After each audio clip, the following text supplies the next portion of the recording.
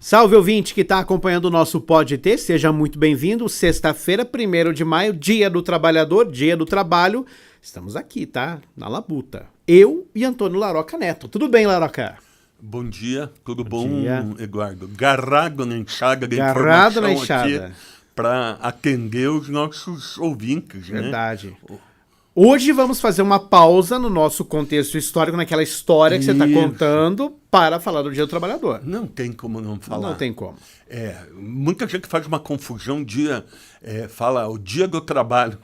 Ninguém quer homenagear o trabalho, por favor, né? A homenagem tem que ser feita ao trabalhador e à trabalhadora. Então vamos adotar sempre a postura de dizer que é o Dia do Trabalhador e Dia da Trabalhadora. Então é isso. Né? Então, para falar um pouco disso, vamos voltar um pouco na história e contar um pouco da história do porquê que acontece a data. Né? A palavra trabalho já fala em sofrimento e dor, né? Quando se fala em trabalho, é uma palavra, ela tem um peso, uma energia não muito satisfatória. E tem razão de ser, né? A palavra trabalho, ela vem, se você for ver a origem dela, ela vem de tripalho, né? São 3 paus, são 2 paus cruzados e um no centro. Era um instrumento de tortura, onde se amarrava pelos braços, pela perna e pelo pescoço e torturava-se a pessoa em razão de dívida, em razão do não cumprimento de trabalhos a serem realizados. E essa tortura não era institucional, mas todo mundo adotou, né? A gente, essa palavra vem do latim, né? Porque em Roma Antiga era usado esse tipo de instrumento e via de regra o escravo que sofria nesse aparelho de tortura. Nós tínhamos uma divisão de castas na Roma Antiga, que era o patrício, que era aquele que dava as ordens, né? Era a elite. Nós tínhamos o plebeu, que seriam os homens livres, o militar, a pessoa da igreja, né? E, por último, os escravos, que eram aqueles que trabalhavam. Grego e romano, Dudu, preservavam o osso, eles adoravam o osso. O trabalho era para escravo. Não admitiam, o trabalho físico era pejorativo para essas pessoas. Então, quando você vê grego e romano, é o osso. Osso criativo, obviamente, que era governar, administrar, mas nunca o esforço físico. Esse era um trabalho, via de regra, um pouco da plebe, mas totalmente a base da economia da antiguidade era feita pelos escravos. Então, essa palavra sempre foi associada a isso. O tempo vai passando, né?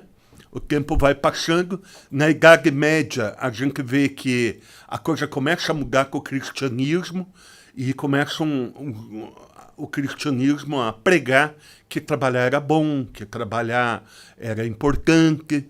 E isso vai até as corporações de ofício, em 1400 e pouco, as chamadas guilde, né? Que é aquilo do mestre, daquele que acompanhava o mestre, artesão, que via de regra era o auxiliar.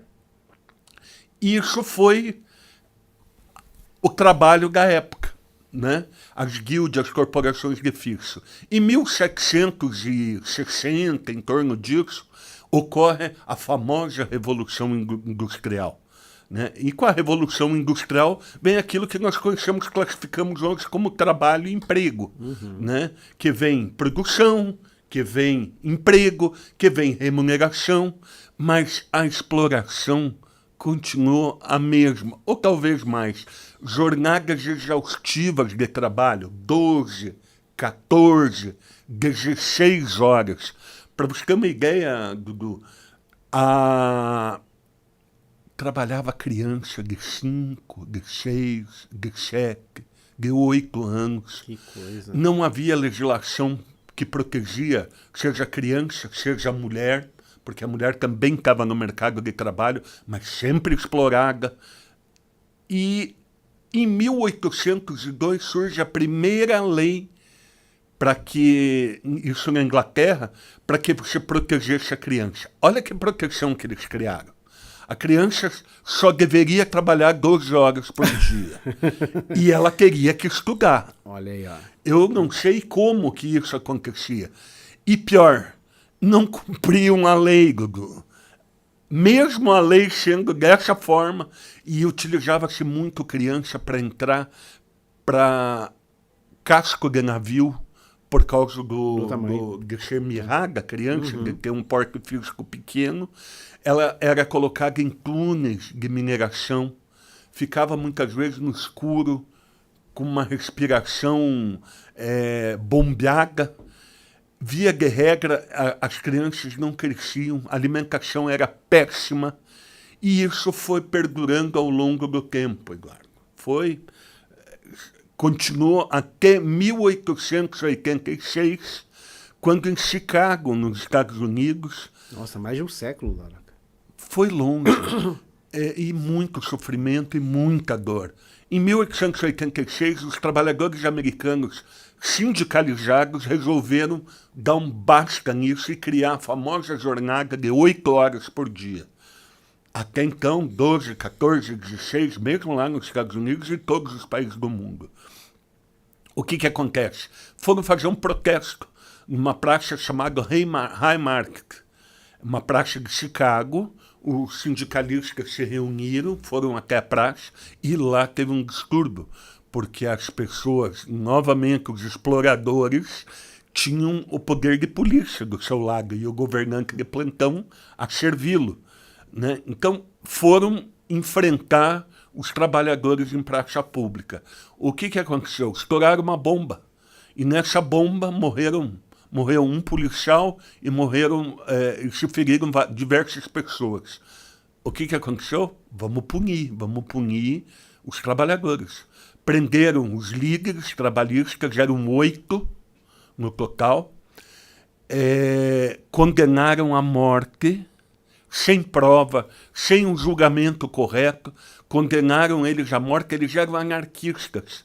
Via de regra, o protesto era feito por imigrantes italianos, espanhóis, que era a mão de obra utilizada, tanto nos Estados Unidos como aqui no Brasil. E eles, nesse protesto, prisão, 4 deles foram enforcados. Um se suicidou no dia que antecedia o enforcamento. 2 deles receberam uma comutação de pena de morte para a prisão perpétua, e o último teve uma pena de 15 anos, os anarquistas. O que aconteceu?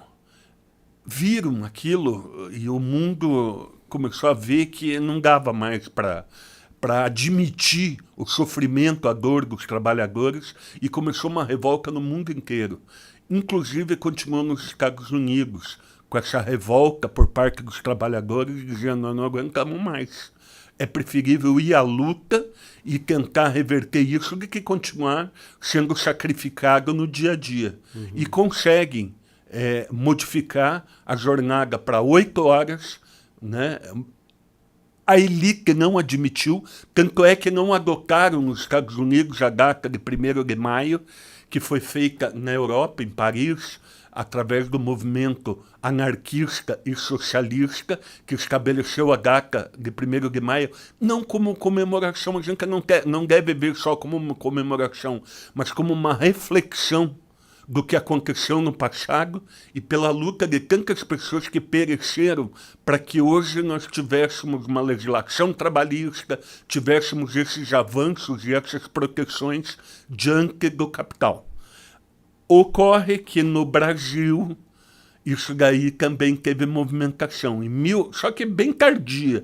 Em 1917 tivemos um protesto em São Paulo com uma greve bem forte. E isso aí quase 30 anos depois daquele... 30 anos depois... daquele movimento inicial. Daquele movimento inicial. E ele ocorre em São Paulo, esse movimento inicial, e obviamente com tudo aquele aparato, e novamente os imigrantes, os anarquistas, os socialistas, né, junto à população, conseguiram fazer um movimento trabalhista para que fosse adotado às 8 horas. A data passa a ser comemorada no Brasil, em 1º de maio, graças a Arthur Bernardes, em 1921, se não me falha a memória. Eu odeio o Bernardes, eu acho que foi um dos piores presidentes. Arthur Bernardes era um ditador, ele governou o período dele de 4 anos, praticamente todo ele em estado de sítio.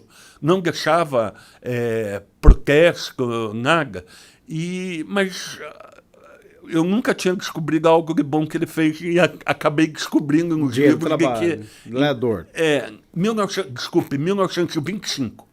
Em 1925 que ele institui o Dia do Trabalho, através de um decreto presidencial, e os avanços começaram a acontecer a partir daquela data. E como eu falo, não é comemoração, é comemoração pelas vitórias, mas reflexão para que continua-se ainda o movimento trabalhista, né, de defesa da criança, de defesa da mulher no ambiente de trabalho. A gente ainda não conseguiu todos os avanços que deveriam acontecer no mundo do trabalho. Eu fui fui diretor da Agência do Trabalhador por um bom período e eu convivi muito com o ambiente de trabalho, né? Eu vejo que o empregador também é um trabalhador. Sim. Né? O que a gente tem que impedir é a exploração. É a exploração do capital sobre o trabalho. Deve haver um equilíbrio sobre isso para que a gente não tenha o sofrimento e a dor que se teve por séculos e séculos e pela exploração do homem pelo próprio homem.